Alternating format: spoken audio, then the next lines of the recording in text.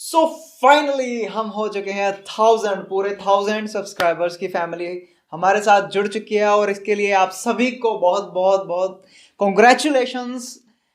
और आज के दिन जब से मैंने शुरू किया है, मैंने पिछले साल मई मंथ में शुरू किया था और अभी मई आने वाला है, मतलब पूरा 1 साल लगा है हमें यहाँ तक पहुँचने के लिए। और अभी मेरे चैनल पर अप्रोक्सीमेटली जैपनीज लैंग्वेज के रिगार्डिंग जो वीडियोस हैं वो 50+ वीडियोस अवेलेबल हैं।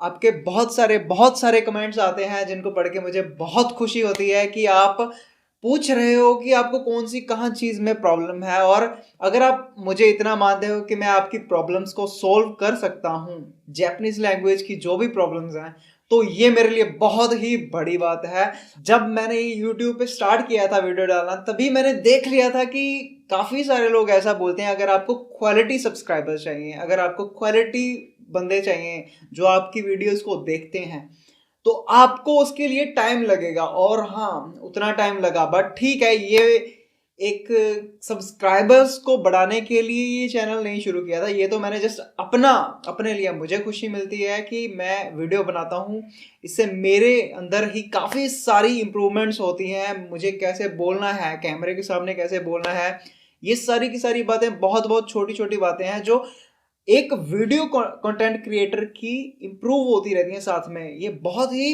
बेसिक स्किल्स है। अगर आप स्टेज पे बोलना चाहते हो, स्टेज पे बोलना सीखना चाहते हो, तो आप अगर अपनी ही वीडियोस को बनाएंगे तो आप बहुत अच्छा सीख सकते हो। मैंने ऐसा सीखा है पिछले 1 साल में, और अभी मैं अपने चैनल पर और भी कई सारी चीज़ें शुरू करने वाला हूँ। और इसी खुशी में जो फर्स्ट ऑफ ऑल मैं आपको सबको शुक्रिया कहना चाहता हूँ, थैंक्स कहना चाहता हूँ कि आपने मुझे इस लायक समझा है कि आपकी प्रॉब्लम्स को सॉल्व करने के लायक हूँ। और इसी तरह से मैं अपनी और भी कई सारी वीडियोस को लेके आता रहूँगा चैनल पे। और स्पेशली इस मौके पे मैंने अभी सोचा है कि अगले 30 डेज के लिए मैं हर रोज़ एक वीडियो डालूंगा, चाहे वो 2 मिनट की हो, चाहे वो 3 मिनट की हो।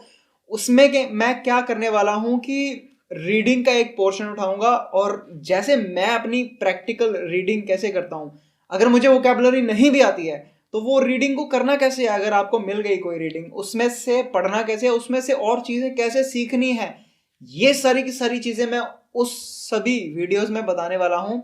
मेरी वो वीडियोस होने वाली हैं 2 से 3 मिनट के बीच में ही मैं रखना चाहता हूँ, बाकी इससे लेंथी भी हो सकती हैं। डिपेंड करता है कि मैं पैराग्राफ कितना लेंथी चूज करता हूँ उनको सिखाने के लिए।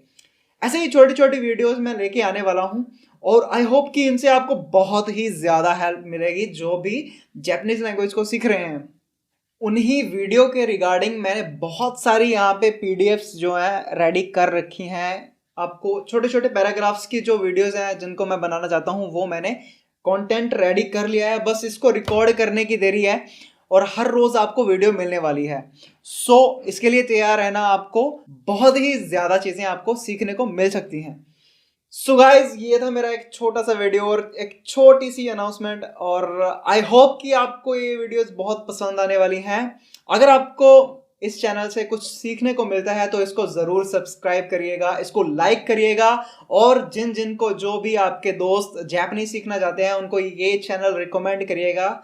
आने वाले टाइम में मैंने जो वो प्लेलिस्ट शुरू की थी कि जापानीज को कैसे बिगिनिंग से लर्न करना सीखेंगे, वो वाली प्लेलिस्ट को भी कंटिन्यू करने वाला हूं, और उसमें भी मैं चाहता हूं कि मैं बहुत जल्दी बहुत सारी वीडियोस बना के उसको कवर करूं।